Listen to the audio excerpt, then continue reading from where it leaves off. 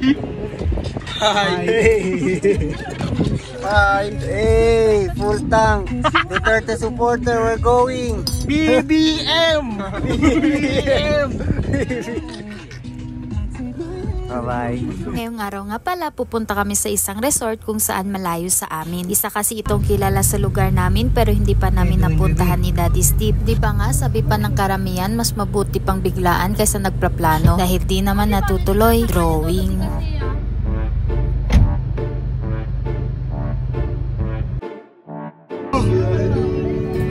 Dito nga nakarating na kami sa Kayawan Resort. Located nga pala sila sa Sinubong Boundary, Zamboanga City. Seahorse.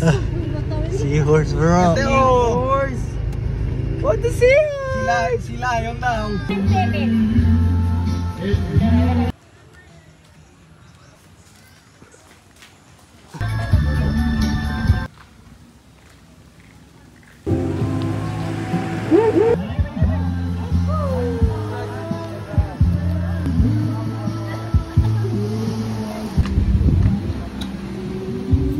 Napakaganda pa ng kanilang lugar. Madami pang pwedeng mapaglibangan. Pwede din kayong mamili kung gusto nyong mag-pool, mag-river at magdagat. Napakamura pa ng kanilang entrance fee at cottages. At isa pa, pwede kayong mag-overnight. May tindahan na din pala sila dito sa loob. Pwede din kayo maglaro ng billiard dahil may bilyaran sila. Pwede kayong mag-basketball dahil may basketball court sila. Pwede kayong mag-volleyball dahil may volleyball court sila. Pwede kayong magdala ng tent at magbabayad lang kayo ng 100 pesos para sa tent. Pwede din kayo mag-rent sa kanila pag wala kayong tent. Wait, tahila hard. Utrap na kaya, wait trap. Sheesh, gone. Shout out.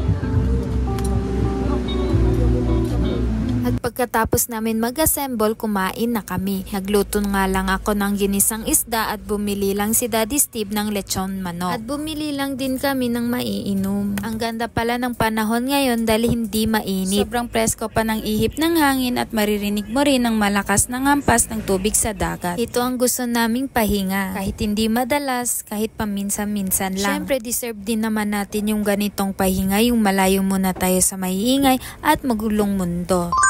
Napaka-bless naman natin dahil nagagawa natin ang mga ganitong bagay. At hindi lang pala yan. Pagdating nyo pala dito, may mga magagandang spot na kayong makikita. Pwede kayong mag-ATV dahil napakalawak ang area nila. Pag gusto nyo din kumanta, may videokehan din sila. At kapag gusto nyo mag-overnight dito mga mi, pwede lang dahil may mga pwede kayong rentahan na bahay. At tinatawag nila itong stone house. May aircon na ito at may mga bed na din. At makukuha nyo pa ito sa affordable na price. Want to take a bath. 4.5. Napakasaya nga namin dahil nagustuhan namin ang lugar. 4.5 sa'yo. What's up, Joe? Hey! Dahil sa bihira lang kami mag-outing at ngayon nga hindi pa kami kompleto dahil biglaan lang ito. Mados ba?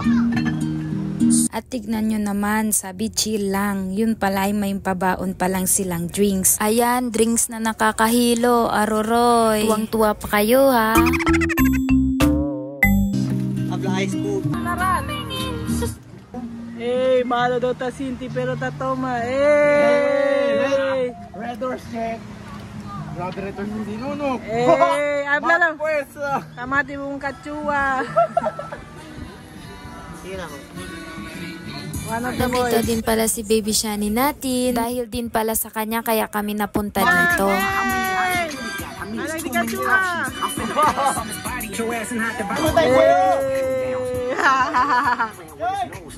Dahil sa pagbiglang paglakas ng alon ay nagstay na lang kami dito sa cottage. Habang sila Ate Joy at Heart ay naglalakad para silipin or tignan ang lugar. Si Baby Shani naman ay busy sa kanyang pagdodrawing sa loob ng tent. Ito na kasi ang trip niyang gawin ngayon. Hindi na siya masyadong nagsiselfone dahil iniiwasan ko na siya sa paggamit nito. Napapansin ko din na mahilig siyang magdrawing kaya lahat ng scratches namin sa bahay ay inipon namin ni Daddy Steve upang ito ang gamitin niya at mapaglibangan niya rin. Habang lumalaki kasi siya, minsan ang mga activities namin sa bahay ay ayaw niya nang gawin dahil nga sa paulit-ulit namin itong ginagawa.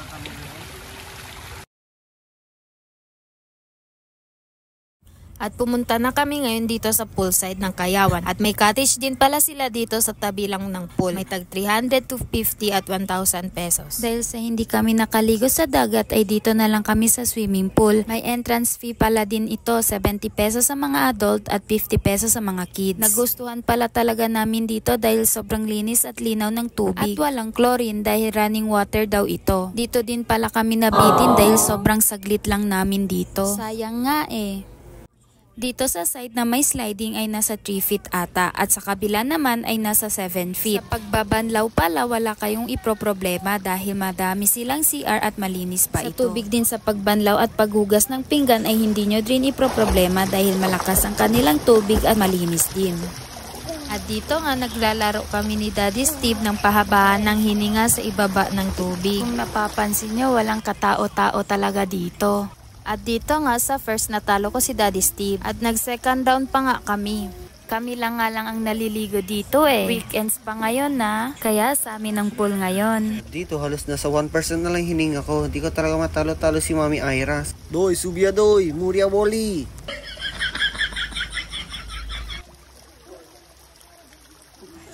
Saglit lang nga lang kami dito kasi malapit na mag 5 PM. At ang layo pa ng uuwian namin, nabitin nga kami sa pagliligo dito eh. Mas lalo na si Baby Shani, ayaw pa nga umalis sa swimming pool. At kung umabot kayo hanggang dito, palike and share naman po kami. Thank you, salamat, and gracias.